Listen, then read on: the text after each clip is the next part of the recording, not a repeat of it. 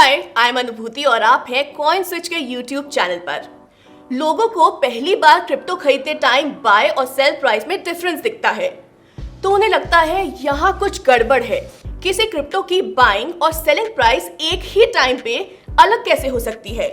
ये डाउट और कंफ्यूजन जायज है दोस्तों, पर कॉइन स्विच या फिर कोई भी और इस प्राइस डिफरेंस को नहीं डिसाइड करता। तो यार फिर ये डिफरेंस कैसे आता है? क्या ये हर जगह होता है? ऐसे सभी सवालों के जवाब जानेंगे इस वीडियो में। पर क्रिप्टो में ऐसे बहुत सवाल आगे भी आ सकते हैं और उन सब का जवाब यहीं कॉइन स्विच के यूट्यूब चैनल पे मिलेगा। तो चैनल को पक्का सब्सक्राइब कर लो, बेल आइकन प्रेस कर दो। चलो स्टार्ट करते हैं। प्राइस डिफरेंस से पहले जरा एक मिनट सोचो, किसी एसेट की प्राइस एक्चुअली क्या होती है? ये वो अमाउंट है जिसपे अभी ज्यादातर लोग उस एसेट को बाय सेल करने के लिए अग्री करते हैं। फॉर एग्जाम्पल, इस वीडियो की रिकॉर्डिंग के टाइम बिटकॉइन का प्राइस 45 लाख रुपीस चल रहा है। हम इसे करंट प्राइस मानते हैं क्योंकि बहुत लोगों ने अभी इस प्राइस पे बिटकॉइन बेचा और दूसरों ने उसे खरीदा है। मतलब प्राइस डिमांड और सप्लाई से डिसाइड होता है। आप सोच रहे होंगे हम ये सब क्यों बता रहे हैं? वो इसलिए क्योंकि प्राइस डिसाइड करने के प्रोसेस में ही बाय और सेल प्राइस का डिफरेंस भी क्रिएट हो जाता है। तो अब समझाते हैं वो कैसे होता है। जैसे हमने अभी बताया, मेजॉरिटी लोग जिस प्राइस पे बाय सेल करने को अग्री करते हैं वही उस एसेट का करंट प्राइस होता है। पर लोग तो हमेशा कम से कम प्राइस में बाय और ज्यादा से ज्यादा प्राइस में सेल करना चाहेंगे, है ना? एग्जैक्टली इसी वजह से बाय और सेल प्राइस में डिफरेंस होता है। इनफैक्ट ट्रेडिंग मार्केट्स इसी कॉन्सेप्ट पे काम करते हैं। चलिए मार्केट की वर्किंग को थोड़ा सा समझते हैं और एग्जांपल से देखते हैं कि बाइंग प्राइस हमेशा सेलिंग प्राइस से ज्यादा कैसे होता है।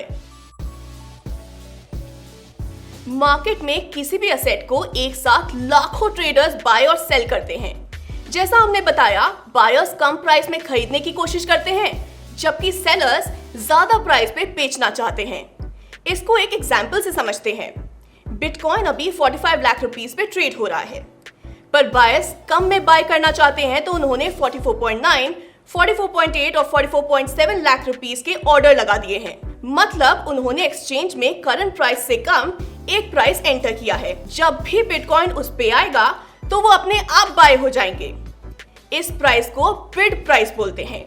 मतलब वो प्राइस जिस पे चाहे तो तुरंत बिटकॉइन बेच सकते हैं क्योंकि बायर्स उस प्राइस पे ऑलरेडी बाय करने को रेडी हैं। वहीं सेलर्स ज्यादा प्राइस में सेल करना चाहते हैं तो उन्होंने 45, 45.1 और 45.2 लाख रुपीस के ऑर्डर लगा दिए हैं।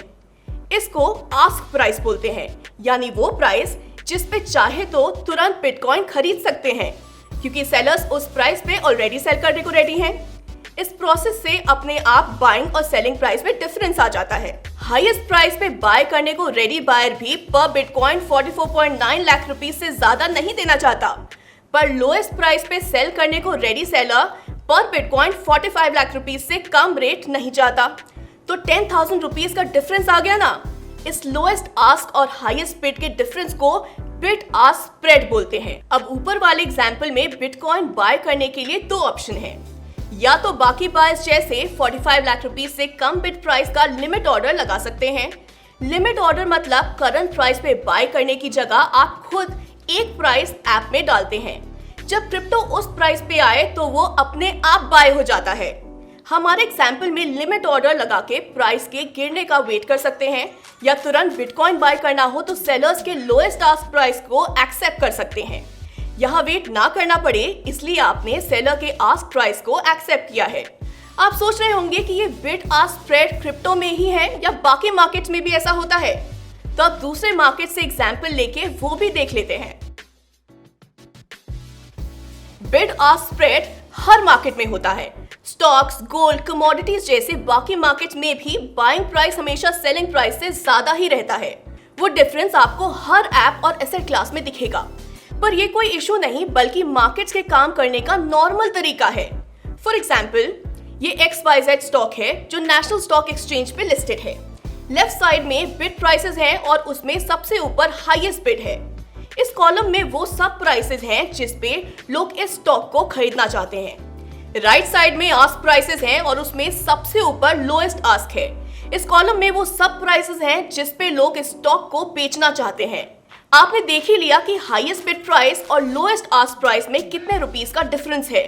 पर ये सिर्फ स्टॉक्स की बात नहीं है, ऐसा क्रिप्टो मार्केट में भी हर जगह होता है। कॉइनस्विच के अलावा भी सब प्लेटफॉर्म्स पे बाइंग प्राइस सेलिंग प्राइस से ज्यादा होती है। आप खुद जाके चेक कर लो, हर जगह हाईएस्ट बिड और लोएस्ट आस्क प्राइस में कुछ रुपीस का डिफरेंस मिलेगा। क्या आपने नोटिस किया कि स्टॉक्स में बिड आस्क स्प्रेड क्रिप्टो से कम था? इसके पीछे भी एक वजह है, तो चलो वो भी आपको बता देते हैं। स्टॉक्स में स्प्रेड कम होता है क्योंकि वो पुराना और मैच्योर्ड मार्केट है। वहां क्रिप्टो से ज्यादा लोग एक साथ बाय और सेल करते हैं।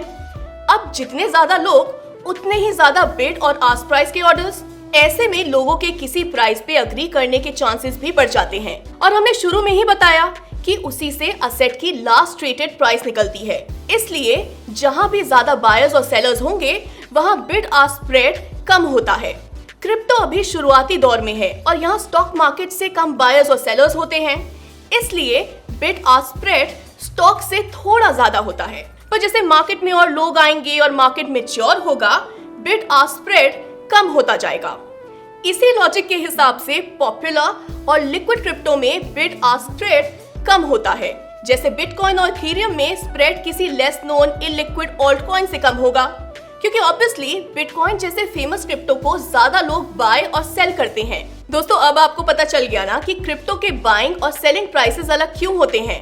अब अगली बार किसी दोस्त को अलग प्राइस मतलब कुछ गड़बड़ ऐसा लगे तो ये वीडियो भेज देना।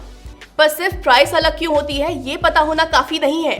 क्रिप्टो में सीखने को बहुत कुछ है और वो सारी क्रिप्टो नॉलेज आपको यहीं कॉइनस्विच के YouTube चैनल पे मिलेगी। तो चैनल को सब्सक्राइब कर लो, प्रेस द बेल आइकन, ताकि कोई वीडियो मिस ना हो जाए। दैट इज मी, अनुभूति, साइनिंग ऑफ। क्रिप्टो करेंसी एक अनरेगुलेटेड डिजिटल एसेट है, ना कि वैध मुद्रा। इसलिए सभी तरह के निवेश दामों के उतार चढ़ाव और बाजार के जोखिमों के अधीन है।